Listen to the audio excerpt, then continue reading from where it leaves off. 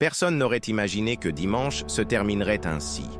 Quand Giulio se levait tôt pour préparer du café, comme il le faisait depuis la mort de Maria, il ne s'attendait pas à ce que ce soit le dernier dans la maison où il avait élevé sa fille, Larissa. C'était un matin ordinaire, le chant des oiseaux à la fenêtre, l'odeur du café frais, la table soigneusement dressée. Il tenait toujours à maintenir les petits rituels, comme si cela conservait une partie de la vie qu'il avait eue auparavant. Mais ce jour-là, Larissa est entrée dans la cuisine avec une expression dure et une phrase toute prête. « Papa, il faut qu'on parle !»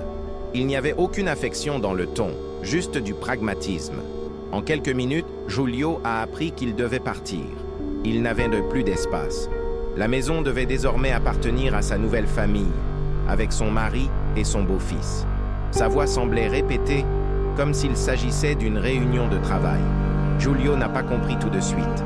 Il se tenait là, tenant la tasse avec des mains tremblantes, essayant de faire correspondre ses mots à la logique de tout ce qu'il avait vécu jusqu'alors. Il se souvenait de chaque nuit qu'il avait passée à travailler jusqu'à l'aube pour s'assurer que Larissa ait une enfance sans privation. Il se souvenait des moments où il faisait semblant de ne pas être fatigué juste pour jouer un peu plus longtemps avec elle, des dessins collés au mur, des fêtes d'anniversaire qu'il organisait seul après le départ de Maria. Maintenant, sa fille dit qu'il est trop vieux, qu'il a besoin de soins et que le meilleur endroit serait une maison de retraite. Il n'y a pas eu de câlin, il n'y a pas eu de pleurs, juste un « c'est mieux pour tout le monde » et une boîte de vos vêtements pliés à la hâte. Sur le chemin de la maison de retraite, le silence dans la voiture était lourd comme du plomb. Larissa conduisait en regardant droit devant elle, évitant tout échange de regards. Giulio, assis à côté de lui, regardait par la fenêtre les rues qu'il connaissait si bien, mais qui semblaient désormais faire partie d'un autre monde. La valise dans le coffre ne contenait pas seulement des vêtements, mais toute une vie qui y était rangée sans ménagement. Il a essayé de dire quelque chose, peut-être un « pas besoin de ça », mais sa gorge s'est coincée. Il n'aurait jamais imaginé que la fin de la vie surviendrait ainsi, comme un paquet jeté parce qu'il n'est plus utile. À leur arrivée, elle a à peine garé la voiture correctement. « C'est ici, papa. Tout est déjà réglé avec la direction. » Il est descendu sans dire un mot. La porte de l'asile se referma derrière lui avec un clic sec et final. La chambre était petite, avec un lit étroit, une vieille armoire et une fenêtre qui donnait sur un jardin qui essayait d'être joyeux. Les murs portèrent des traces d'autres époques, peut-être d'autres personnes âgées qui, comme lui, étaient arrivées là sans comprendre comment tout avait changé si vite. Giulio s'assit sur le lit et fixa le sol pendant de longues minutes. Les larmes ne sont pas venues tout de suite. C'était comme si tout était engourdi. Une infirmière amicale a essayé d'engager la conversation, mais il a simplement hoché la tête, sans beaucoup répondre. La nuit, alors qu'il était allongé dans son lit inconnu, il entendit une dame dans la pièce voisine tousser sans arrêt. Le son résonna comme un cruel rappel. Il était désormais un vieil homme à l'asile, et personne ne semblait s'en soucier. Au fil des jours, la douleur de Giulio ne se limitait pas au simple manque de sa maison et de sa fille. Le regard méprisant de Larissa résonnait encore dans son esprit, comme un écho lointain mais bien présent. Il se retrouva entouré de visages qu'il ne reconnaissait pas, mais il réalisa vite que, d'une certaine manière, ils étaient dans la même situation. Certaines personnes âgées passèrent leur temps à jouer aux cartes. D'autres restaient simplement assises, observant le mouvement des lieux. Au loin, Giulio entendit des rires, mais ce n'était pas le rire d'une vie pleine de promesses, c'était juste un rire vide. Mais quelque chose en lui s'éveillait lentement. Il ne voulait pas être l'un de ceux qui étaient oubliés là-bas. Le désir de retrouver sa dignité et de faire quelque chose de lui-même commença à grandir en lui, comme une flamme qui ne voulait pas s'éteindre. Un après-midi, alors qu'il se promenait dans le jardin de l'asile, Giulio a trouvé un groupe de résidents réunis autour d'une table, jouant au domino. Une dame, qui semblait avoir à peu près son âge, l'invita à se joindre à eux. N'ayant pas grand-chose à faire, il accepta.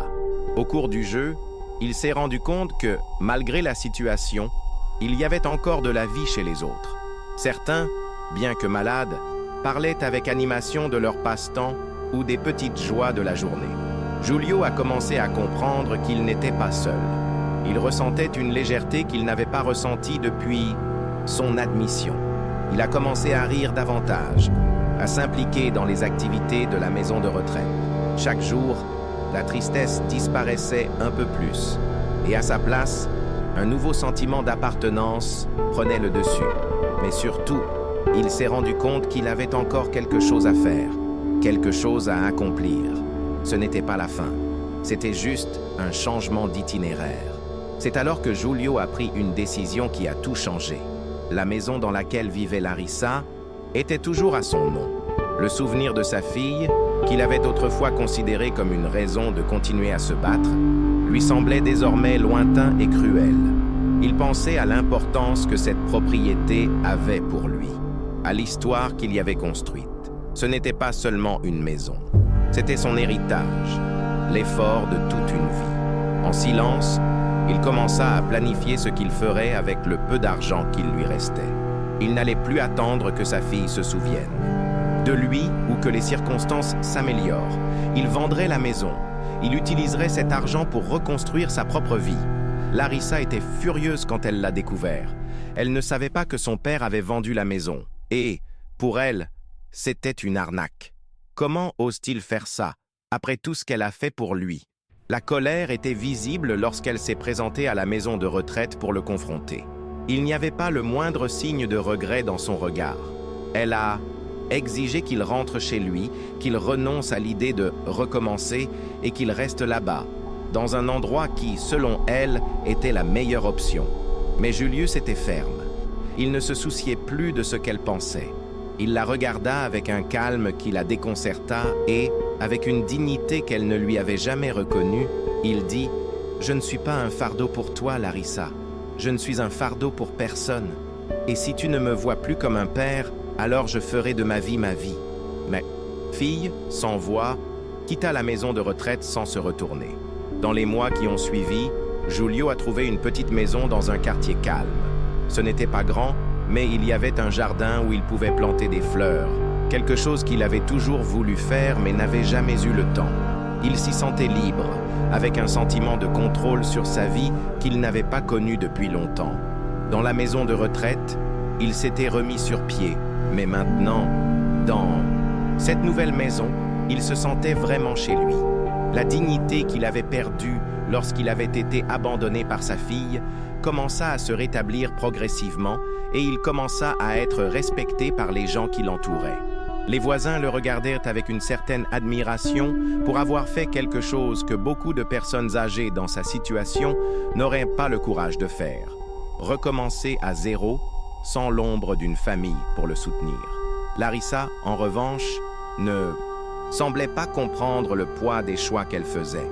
Lorsqu'elle a appris qu'il vivait confortablement dans sa nouvelle maison, elle a ressenti un mélange de colère et de honte. Elle savait qu'elle avait perdu le contrôle de la situation, mais elle ne savait pas comment y faire face. Ce n'est que lorsque les nouvelles concernant son père ont commencé à se répandre, à quel point il allait bien, comment il avait rebondi, que tout a commencé à s'imposer. Non seulement elle l'avait abandonné, mais son propre égoïsme lui avait fait perdre quelqu'un qui, malgré tout, l'aimait encore. La douleur de réaliser qu'il était mieux sans elle était plus forte que tout ce qu'elle pouvait ressentir. Elle le chercha, mais cette fois, il ne l'accueillit pas avec les mêmes yeux qu'avant. Le père qu'elle avait connu, soumis et silencieux, était désormais quelqu'un de complètement différent. Lors de cette rencontre, qui a eu lieu dans sa nouvelle maison, Larissa est entrée avec un sourire forcé, comme si elle essayait de récupérer quelque chose qui n'était plus à sa portée. Elle voulait que son père redevienne cet homme doux, qui acceptait tout sans poser de questions. Cependant, lorsqu'elle le vit assis dans le fauteuil du salon, avec une expression ferme et sereine, elle réalisa que les choses avaient changé de manière irréversible. Giulio la regardait avec un calme presque déconcertant, mais ses mots étaient simples et directs. « Je n'ai pas besoin que tu vives, Larissa. Je n'en ai jamais eu besoin. J'ai déjà vécu toute ma vie pour toi. Maintenant, je vais vivre ma vie pour moi. » Il ne ressentait pas de colère, mais une profonde tristesse. Tristesse de réaliser que sa fille ne pouvait pas comprendre la valeur de ce qu'il avait fait pour elle, mais aussi la dure réalité qu'il avait été rejeté comme un objet. Larissa essaya de discuter comme si elle pouvait réparer des années de mépris en quelques mots, mais ces mots n'avaient plus le même poids qu'autrefois pour Julio. Il savait que ce qu'elle offrait n'était pas un repentir, mais simplement une tentative de reprendre le contrôle de sa vie. Sans émotion, il l'écouta jusqu'au bout, et lorsqu'elle eut terminé, il la regarda simplement et dit « Tu m'as perdu, Larissa. Je t'ai tout donné, mais maintenant, il n'y a plus rien entre nous. » Les mots sont sortis avec la fermeté de quelqu'un qui ne se soucie plus de plaire. Elle a quitté sa maison sans se retourner, et ce fut la dernière fois qu'ils se sont vus. Pour lui, ce moment a marqué la fin d'une phase de sa vie et le début d'un nouveau voyage. Au fil du temps, la nouvelle vie de Julio s'est stabilisée. Il commença à passer ses journées entre le jardin de la maison et les activités du quartier. Elle a découvert que même si elle était loin de sa fille, il était toujours possible de trouver de la joie et de la satisfaction dans les petites choses.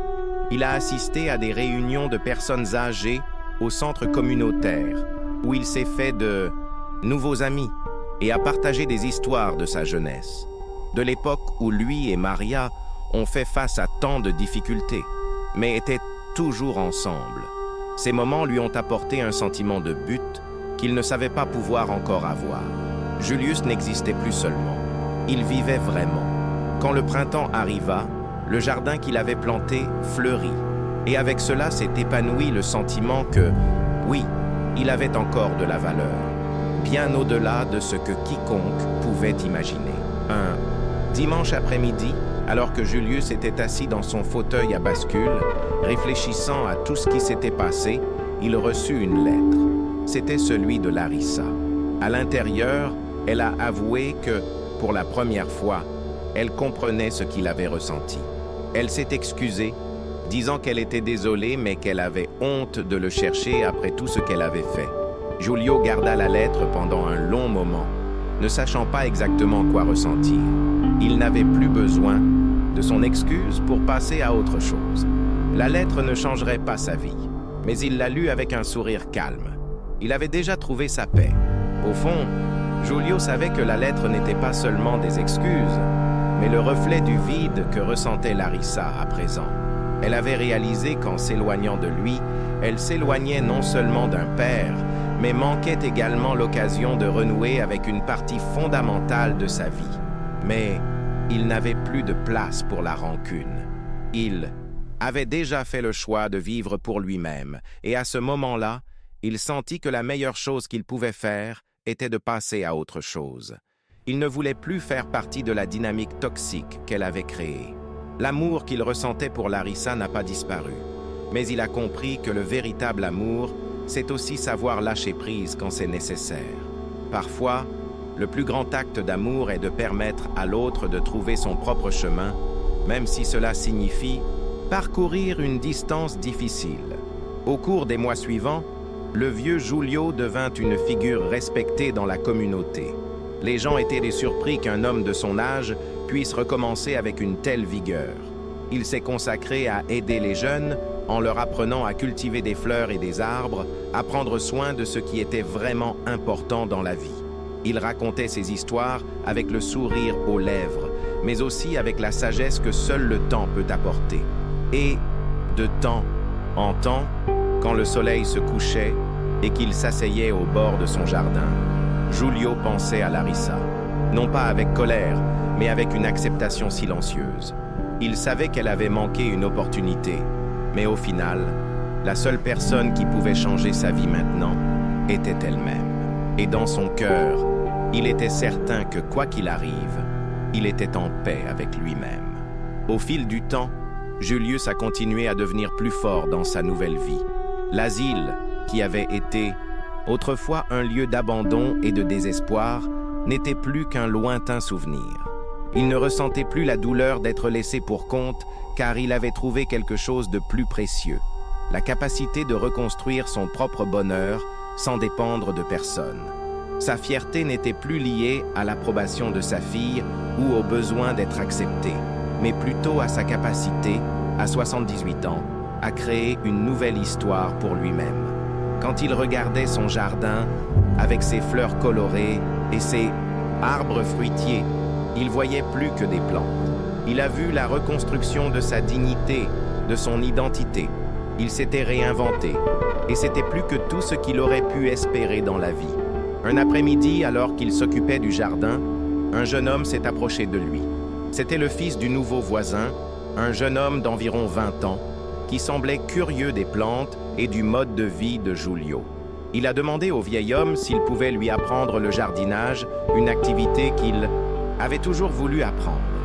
Giulio sourit et accepta la demande. En enseignant à ce jeune homme, il s'est rendu compte qu'il partageait quelque chose de bien plus précieux que de simples techniques de jardinage. Il transmettait la leçon selon laquelle, quel que soit l'âge, la vie a toujours quelque chose à offrir. Le sourire de ce garçon, alors qu'il apprenait à prendre soin des plantes, était le reflet de quelque chose que Giulio a découvert au fil du temps. Le vrai bonheur n'était pas d'être reconnu par sa fille ou par qui que ce soit d'autre, mais de pouvoir faire une différence dans la vie de quelqu'un d'autre, d'une manière ou d'une autre. Au fil des années, le vieux Giulio est devenu un pilier dans la petite communauté où il vivait. Il n'était plus l'homme solitaire que quelqu'un avait abandonné à l'asile. C'était un homme respecté, admiré pour son courage à recommencer et pour la sagesse qu'il a transmise aux plus jeunes. Lorsqu'on lui demandait comment il avait réussi à aller de l'avant après tant de souffrances, il répondait toujours de la même manière. « La vie ne s'arrête pour personne, pas même pour moi. Si je me suis arrêté, c'est parce que j'ai choisi de me relever. » Son histoire s'est répandue dans tout le quartier, non pas comme une histoire de douleur et d'amertume, mais comme une histoire de dépassement, celle de quelqu'un qui refusait d'être défini par l'ingratitude et l'abandon. La lettre de Larissa, qu'il avait conservée pendant des années, fut finalement oubliée. Il savait que si elle voulait à nouveau faire partie de sa vie, cela devrait se produire de son propre choix. Il avait fait ce qu'il pouvait, et maintenant c'était à elle de décider quoi faire de sa vie. Mais au fond, Giulio comprenait que sa paix ne dépendait plus de la présence de sa fille. Il avait appris à s'aimer à nouveau, à s'apprécier pour ce qu'il était vraiment. Et c'est cette leçon d'autosuffisance, de dignité et de respect de soi qu'il a partagée avec tous ceux qui l'entouraient. Il est devenu, pour beaucoup, un exemple qu'il n'est jamais trop tard pour recommencer et que le véritable bonheur ne peut être trouvé que lorsque nous apprenons à nous respecter et à vivre pour nous-mêmes. La vie de Giulio avançait, marquée par une routine simple mais pleine de moments significatifs. Il est devenu connu non seulement pour son habileté dans le jardinage, mais aussi pour la façon dont il abordait la vie. Ceux qui le voyaient tous les jours voyaient désormais un homme en paix avec lui-même, quelqu'un qui, bien qu'il ait subi de grandes pertes, avait su trouver le chemin de l'autosuffisance et de la joie.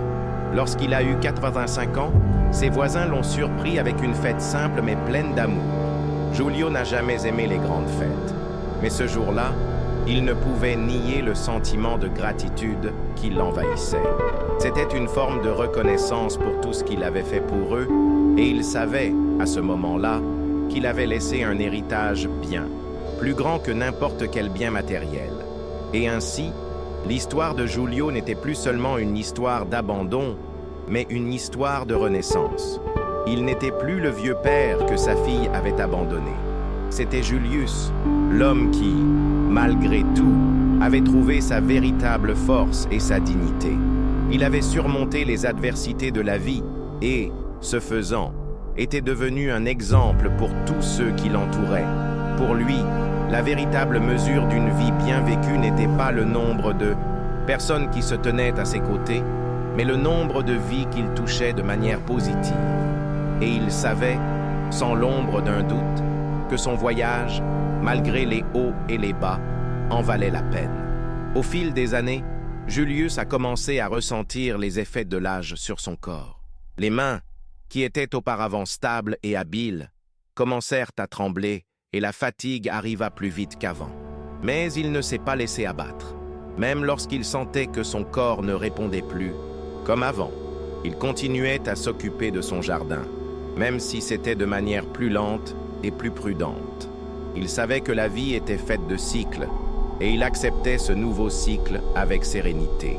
Ses voisins l'aidaient chaque fois qu'ils en avaient besoin et, en retour, il partageait avec eux ce qu'il avait de plus, son expérience, ses connaissances et surtout sa vision de la vie. Un après-midi d'automne, assis dans son fauteuil à bascule, Julio réfléchissait à sa trajectoire. Il regarda le jardin et réalisa à quel point il avait changé depuis qu'il avait commencé à en prendre soin. La même chose lui est arrivée. À chaque saison de sa vie, il a changé, mais il s'est toujours renouvelé. Il pensait à Larissa, à tout ce qui s'était passé, mais il ne ressentait ni colère ni ressentiment. Au lieu de cela, il ressentait un sentiment de paix. Je savais que sa vie avait été pleine d'apprentissage et que s'il avait une dernière chance de regarder en arrière, il ne changerait rien. Il avait suivi le chemin de la dignité, de la vérité et du respect de soi. Et pour lui, c'était plus que suffisant. Le temps continuait de passer et les saisons changeaient, tout comme les sentiments de Julio. Il ne s'inquiétait plus de ce que l'avenir pourrait lui apporter. Il avait le sentiment serein qu'il avait en quelque sorte accompli son objectif. La solitude, qui semblait autrefois être un fardeau insupportable, faisait désormais partie du cycle de la vie. Il savait que personne ne pourrait l'accompagner éternellement dans son voyage. Mais il savait aussi que si sa vie devait s'arrêter maintenant, il mourrait avec la conscience tranquille, ayant vécu pour lui-même et non pour les autres. Il était devenu sa propre référence en matière de réussite et de bonheur. Un matin d'hiver, alors que la neige recouvrait le jardin pour la première fois depuis de nombreuses années, Julius se réveilla plus tôt que d'habitude. Il se leva du lit et se dirigea vers la fenêtre, observant le paysage gelé à l'extérieur. Le silence était absolu et il ressentait une paix profonde. Dans le reflet de la fenêtre, il vit son propre visage, plus âgé, bien sûr, mais aussi plus serein. Il sourit intérieurement, se sentant reconnaissant. Il savait que le voyage qu'il avait choisi avait été difficile, mais chaque épreuve l'avait rendu plus fort. Il n'avait plus besoin de l'approbation de personne, pas même de la fille qu'il avait abandonnée. Il savait que la vie, au fond, consistait à apprendre à être fidèle à soi-même. Chaque jour qui passait, Julio sentait le poids de la vieillesse s'alléger. Il ne voyait plus le temps comme un ennemi, mais comme quelque chose qui lui permettait de vivre plus consciemment, plus reconnaissantement. Les journées dans sa maison étaient simples, mais toujours remplies de moments de réflexion, de petits gestes d'attention et surtout d'un profond sentiment de paix. Il avait trouvé sa propre forme de bonheur, loin du besoin d'approbation extérieure. Le jardin, désormais plus mature et plein de vie, devint le reflet de son propre parcours. Chaque fleur, chaque arbre poussait de manière unique, affrontant ses propres tempêtes et cycles. Julio, comme les plantes, avait appris à s'adapter à l'adversité et à grandir avec elle. La vie continua sa routine paisible jusqu'au jour où Julio sentit que quelque chose était différent. Il n'y avait aucune douleur, aucune souffrance, mais le sentiment que le cycle se terminait. Il ne craignait pas la mort, car il savait qu'elle faisait partie du chemin. Ce jour-là, alors qu'il sortait dans le jardin, il s'assit dans son fauteuil préféré et regarda le ciel. La douce lumière de la fin d'après-midi enveloppait la maison et le jardin, créant une atmosphère de sérénité. Il prit une profonde inspiration, ressentant la paix qui venait du fait d'accepter ce qu'avait été la vie pour lui. Il n'y avait plus de regrets. Il savait que peu importe ce qui s'était passé dans le passé, il avait vécu de manière authentique et digne. Et cela, pour lui, était la plus grande victoire de toutes. En fin d'après-midi, Julio ferma les yeux un instant, se laissant sentir la chaleur du soleil qui touchait encore sa peau. Ses pensées étaient claires, et son esprit, libre de tout souci, s'abandonnait à la tranquillité de ce moment. Lorsqu'il ouvrit à nouveau les yeux, il vit le jardin comme un tableau vivant, rempli de couleurs et de formes qui reflétaient le parcours de sa vie. À chaque feuille qui tombait, il voyait non seulement la fin d'un cycle, mais aussi le début d'un autre, un renouvellement constant. Les arbres, dont il avait vu les troncs pousser au fil des années, semblait maintenant l'embrasser silencieusement, comme s'il reconnaissait la force dont il avait fait preuve. C'est dans cet état d'immobilité qu'il sentit son corps s'abandonner à la sérénité. Il n'y avait aucune souffrance, juste un sentiment de paix profonde, comme si l'univers conspirait pour l'aider à trouver enfin le repos qu'il méritait. Le cœur de Julius s'est lentement calmé et il n'a ressenti aucune peur. La douleur de l'abandon, les injustices et la tristesse étaient déjà loin. Il avait appris que, malgré tout, ce qui comptait vraiment, c'était la façon dont il choisissait de vivre et de se comporter avec lui-même. Il ferma les yeux une fois de plus, et cette fois, le silence fut absolu. Le voyage de Julius était terminé, mais la leçon qu'il avait laissée derrière lui resterait à jamais.